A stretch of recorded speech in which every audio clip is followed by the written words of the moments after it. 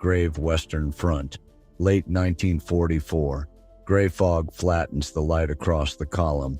Foxholes cut into frozen ground line the tree edge. Tanks idle nose to tail along the dirt track. The guns have gone silent for 6 minutes. A white cloth rises on a rifle barrel. German riflemen crouch unseen along the frost line. American rifles drop an inch in the foxholes. One soldier grins at the sight of peace. The private has dreamed of this sight for 3 years. Every man wonders what the fog might hide. Sherman engines idle along the dirt track. Crews watch for Patton's order to advance. General George S. Patton lifts the radio handset. His jaw sets tight. He draws one slow breath. The tent smells of oil and cold canvas. A single bulb throws hard shadow across the map. 3 staff officers crowd near the tent flap. Do not accept the surrender. Tell the men to keep firing. Blow them to hell. He sets the handset down. The staff officers look away. Static crackles under his voice on the line. The line on the other end goes quiet.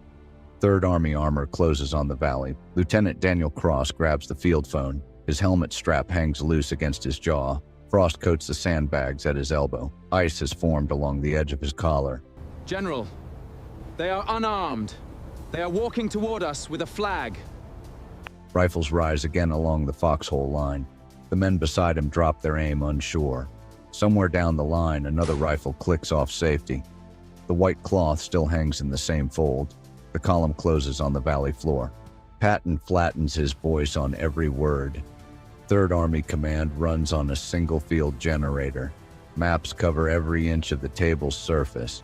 A staff sergeant steps toward the tent flap for orders. I gave you an order, Lieutenant. Carry it out, or I'll find someone who will. The radio hums low between each exchange.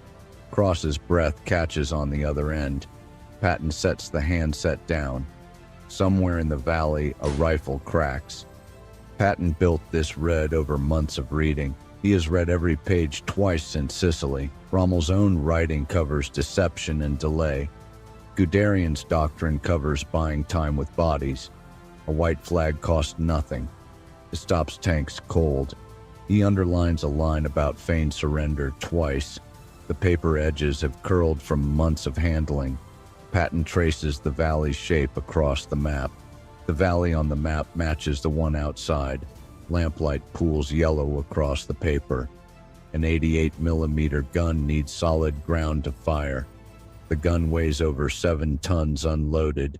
Crews tow the gun into position by hand. Shells stacked beside the trail. Each shell is heavy and slow to lift. The elevation wheel turns slow under frozen grease. A gun captain checks the breech seal by hand.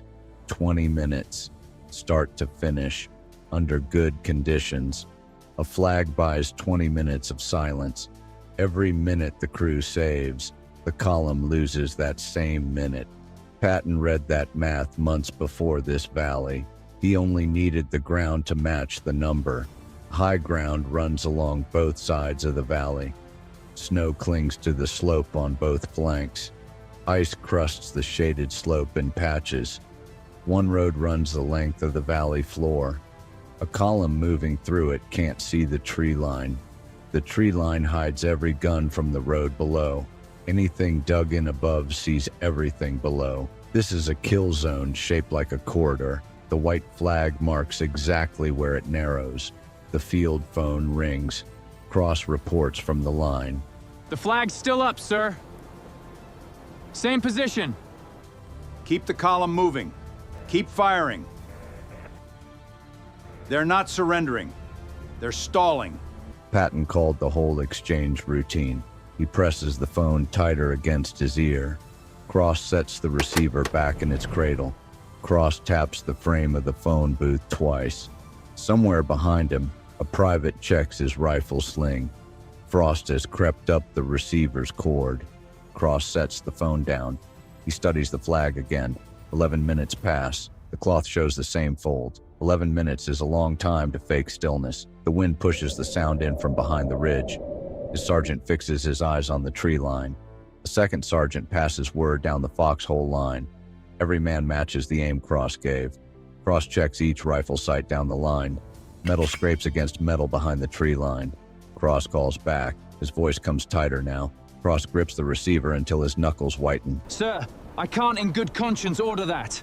Those are my orders to give, not yours to decline. If I'm wrong, we've killed men holding a flag. Behind him, a corporal marks the minutes on a pad. The tent canvas snaps once in the rising wind. Only static answers on the open line. Patton studies the map's folded creases again.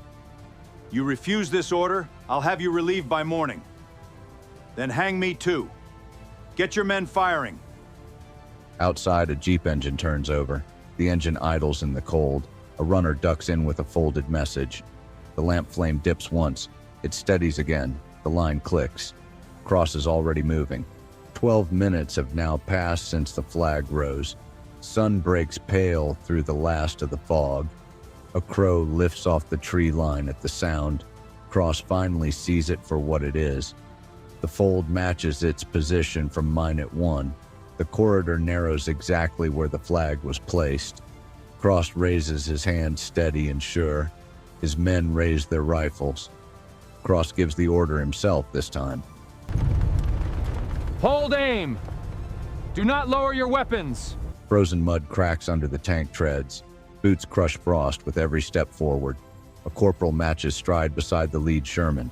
Every man behind the tree line moves with practiced speed. The column rolls forward. The gap closes with every yard. Full gray daylight replaces the last of the fog.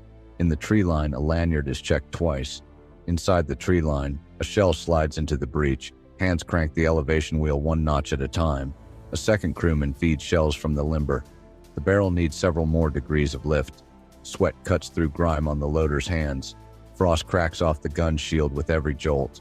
The trail spades dig deeper into frozen ground. Sherman engines grow louder than a minute ago.